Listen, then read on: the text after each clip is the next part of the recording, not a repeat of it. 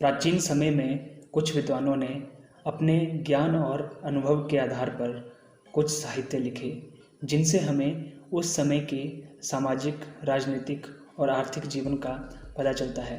इन्हीं साहित्यों को जिनसे हमें इतिहास की जानकारी मिलती है उन्हें साहित्यिक स्रोत कहा जाता है।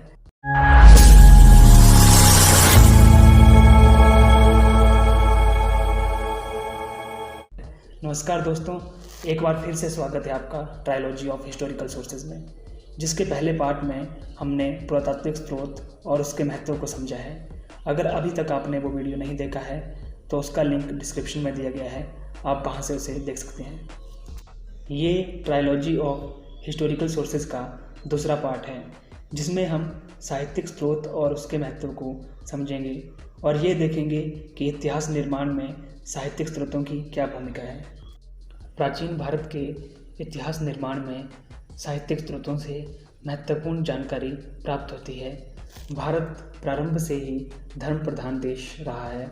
प्राचीन काल में बहुत से साहित्यों का निर्माण हुआ जिनमें बहुत से हिंदू, जैन तथा बौद्धों के धार्मिक ग्रंथ और अन्य साहित्य भी शामिल हैं, जिसकी रचना महान विद्वानों के द्वारा की गई, जो आज इतिहास को समझने में महत्वपूर्ण भूमिका निभाते हैं। प्राचीन भारतीय साहित्य को दो भागों में विभाजित किया जा सकता है, धार्मिक साहित्य और लौकिक साहित्य। पहले बात करते हैं धार्मिक साहित्यों की। इतिहास में धार्मिक साहित्यों का बहुत महत्व है, जिनमें प्राचीन काव्य, वेद, उपनिषद और अलग अलग धर्मों के ग्रंथ शामिल हैं।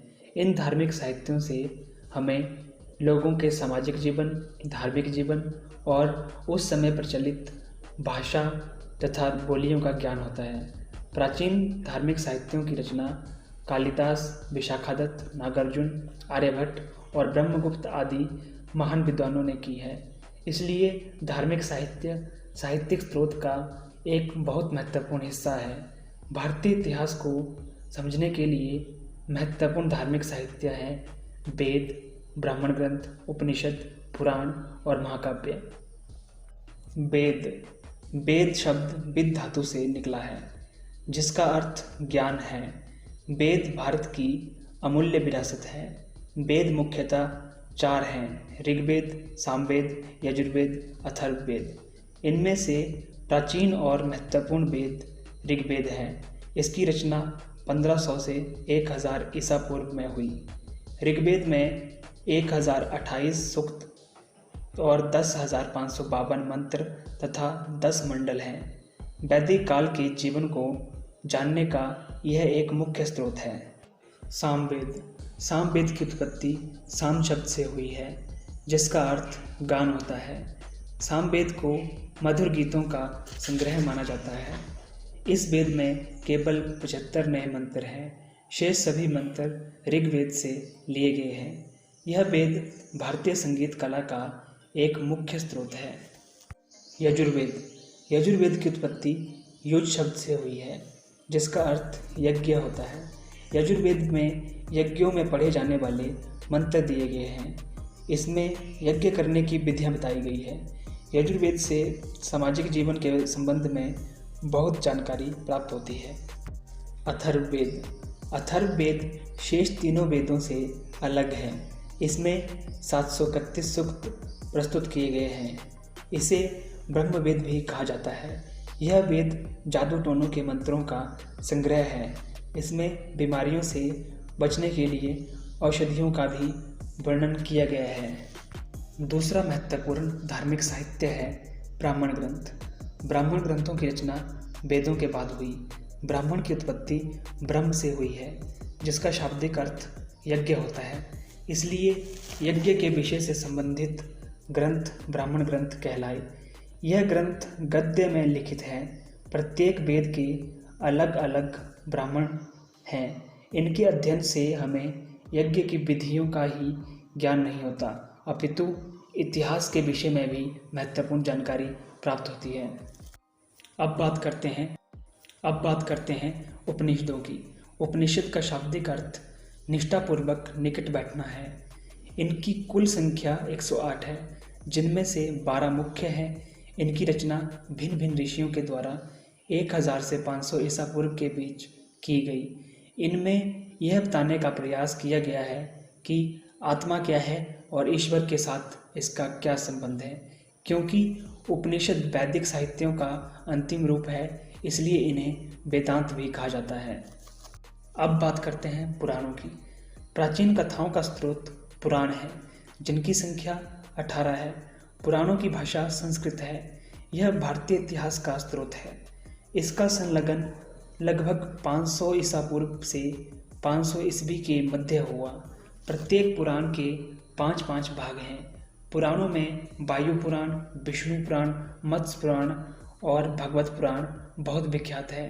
पुराणों से हमें नंद, मौर्य, सातवाहन, शुंग तथा गुप्त राजवंशों की अमूल्य जानकारी प्राप्त होती है। पांचवा और अंतिम धार्मिक साहित्य है महाकाव्य।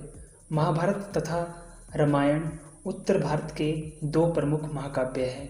रामायण की रचना 500 ईसा पूर्व में वाल्मीकि ने की और महाभारत की रचना 400 ईसा पूर्व में वेदव्यास ने की।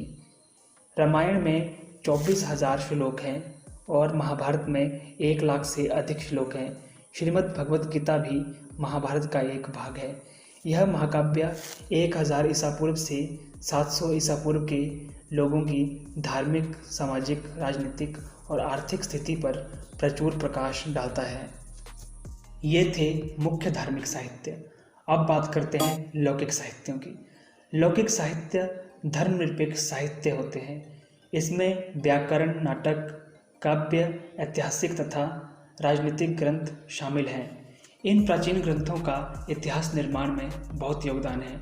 ये ग्रंथ भारत की सभ्यता तथा संस्कृति पर प्रकाश डालते हैं। भारत के बहुत से प्रमुख लौकिक साहित्य हैं अर्थशास्त्र, मुद्रा राक्षस तथा देवी चंद्रगुप्तम, कामंद नीति शास्त्र तथा संगम साहित्य। इनमें मुख्य है अर्थशास्त्र। अर्थशास्त्र की रचना कौटिल्य ने की थी। कौटिल्य चंद्रगुप्त मौर्य का गुरु तथा प्रधानमंत्री था। वह एक महान विद्वान था तथा उसके द्वारा रचित अर्थशास्त्र की प्राचीन भारत की एक अद्वितीय रचना माना जाता है। यह किताब 15 खंडों में विभाजित है। अर्थशास्त्र से हमें मौर्यकालीन शासन प्रबंध तथा लोगों की आर्थिक दशा के बारे में बहुत उपयोगी जानकारी मिलती है। अब बात करते हैं मुद्रा राक्षस तथा देवी चंद्रगुप्तम। यह दोनों ऐतिहासिक नाटक हैं। इनके लेखक का नाम विशाखादत्त है। मुद्रा राक्षस में हमें यह बताया जाता है कि किस प्रकार चंद्रगुप्त मौर्य ने नंद वंश का अंत करके मौर्य वंश की स्थापना की। देवी चंद्रगुप्तम नाटक में गुप्त वंश के शासक चंद्रगुप्त विक्रमादित्य की महान सफलताओं का वर्णन किया गया है। अगला महत्वपूर्ण लौकिक साहित्य है कामंद नीति शास्त्र। इस महत्वपूर्ण ग्रंथ की रचना गुप्त काल के कामंद ने की थी। इसे कौटिल्य के अर्थशास्त्र का संक्षिप्त वृत्तांत कहा जाता है। इसमें राजनीति से संबंधित नियमों का वर्णन किया गया है। इसके अतिरिक्त इस ग्रंथ से हमें चंद्रगुप्त द्वितीय के शासनकाल के बारे में कुछ उपयोगी जानकारी प्राप्त होती है। अब बात करते हैं संगम साहित्यों की। संगम साहित्य तमिल भाषा में लिखित एक प्राचीन साहित्य है। पांड्य राजाओं ने 500 ईसा पूर्व से 500 ईस्वी तक के समय के मध्य में 3 साहित्यिक सभाएं बुलाई। प्रथम संगम में लिखा गया पूरा साहित्य गुम हो चुका है। दूसरे संगम का भी हमें केवल एक साहित्य मिला है।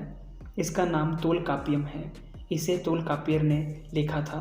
तीसरे संगम में हमें शिल्पदिकरम, मणिमेगले तथा जीविका चिंतामणि आदि विख्यात ग्रंथ मिले हैं।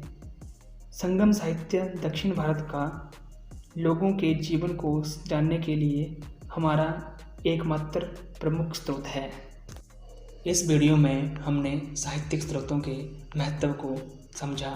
अगर आपको वीडियो अच्छा लगा है तो लाइक करें और अपने दोस्तों के साथ शेयर करें। अगर आपको लगता है कि इस वीडियो से आपकी हेल्प हुई है तो सब्सक्राइब बटन पर क्लिक करें। धन्यवाद। जय हिंद।